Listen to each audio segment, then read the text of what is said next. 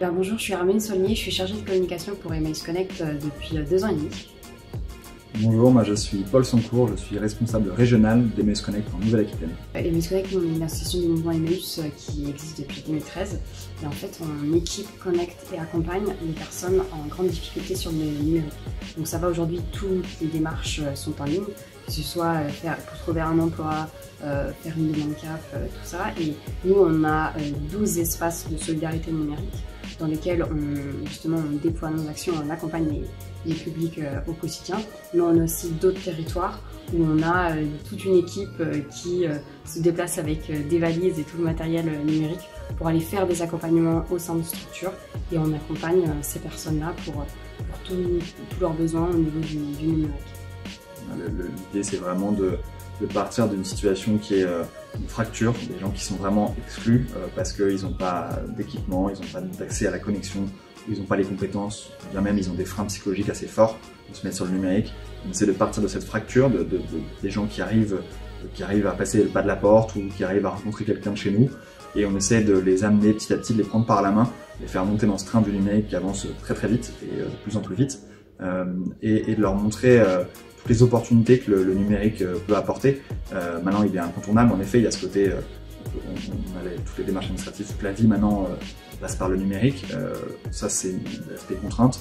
Nous, ce qu'on veut, c'est montrer l'aspect aussi opportunité, qui va permettre aussi de se motiver à monter en compétences et à monter à bord de ce train qui va un peu trop vite à notre goût. On essaie de faire ralentir, mais il faut aussi qu'on fasse monter les gens dans ce train, parce qu'on ne pourra pas le faire s'arrêter, ce train, c'est sûr.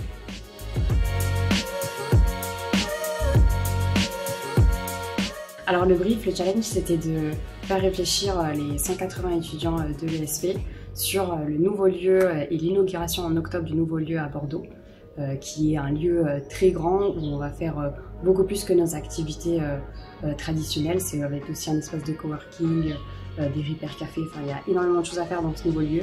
Et l'idée, c'était de mobiliser l'intelligence collective pour trouver le concept, les activités à faire.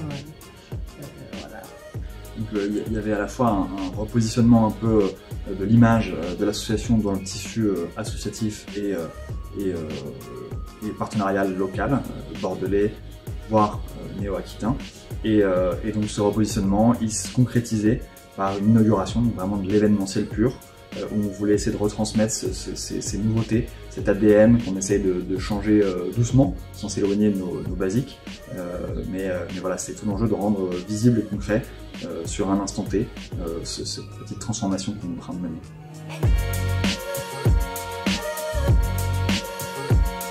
Alors déjà, moi j'étais hyper impressionnée par toutes les idées. En fait, c'est là qu'on voit aussi toute l'intelligence collective, de faire travailler 180 cerveaux sur ce projet-là. Ils avaient toutes des idées hyper différentes et à la fois très originales.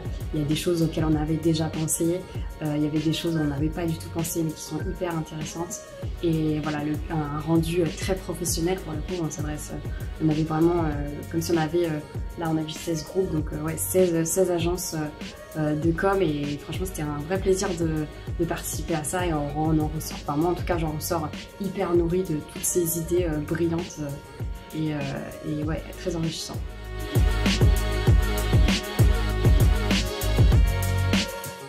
Alors oui, il y a des idées, donc là on a reçu plusieurs groupes, et dans chacun des groupes il y avait à chaque fois une idée, et on s'est dit celle-là c'est certain, on va la déployer.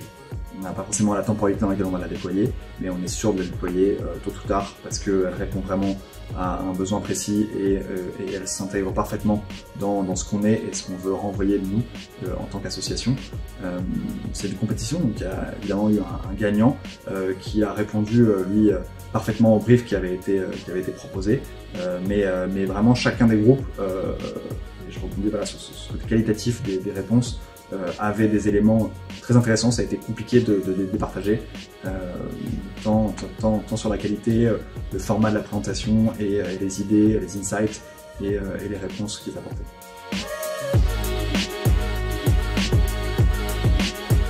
Alors c'était un peu un concours de circonstances. On s'est rencontrés comme beaucoup de choses dans la vie, en tout cas dans la vie d'une association.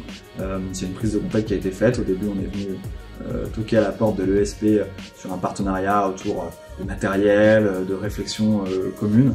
Et en fait, la direction de l'ESP nous a rapidement dit « Ah ben non, on a un challenge, on a toujours besoin d'associations pour on peut amener une autre couleur et montrer un engagement de l'école et de répondre à des besoins de société importants. » Donc du coup, on a mis un peu de temps avant de trouver le sujet le plus opportun.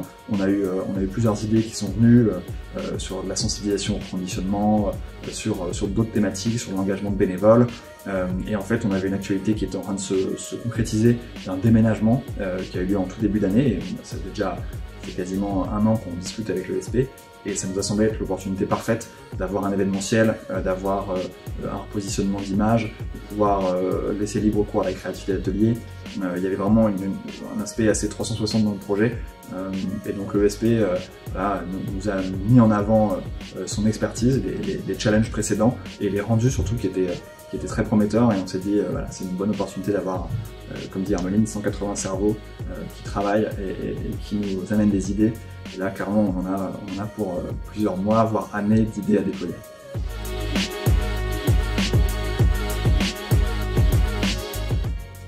Complètement, c'était un super projet, une vraie chance et un vrai plaisir de participer à ce challenge. J'avais encore jamais fait ça, donc ouais, j'en ressors très impressionnée déjà de toutes les idées et très nourrie voilà, de toutes ces idées, de tous ces concepts.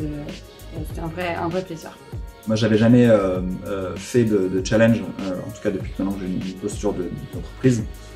J'avais participé à des collaborations avec des entreprises quand j'étais moi-même étudiant et j'avais déjà trouvé ça assez enrichissant à la fois en tant qu'étudiant et à la fois en tant qu'entreprise d'avoir des idées neuves et des regards très différents, souvent néophytes sur un sujet qui permet aussi de se rendre compte de beaucoup de choses, de mettre en lumière des choses qu'on n'avait pas forcément identifiées quand on met la tête dans le guidon au quotidien. Je trouve ça vraiment bénéfique pour chaque côté de se mettre dans un sujet quand on est étudiant ou d'avoir une autre perspective quand on est une entreprise.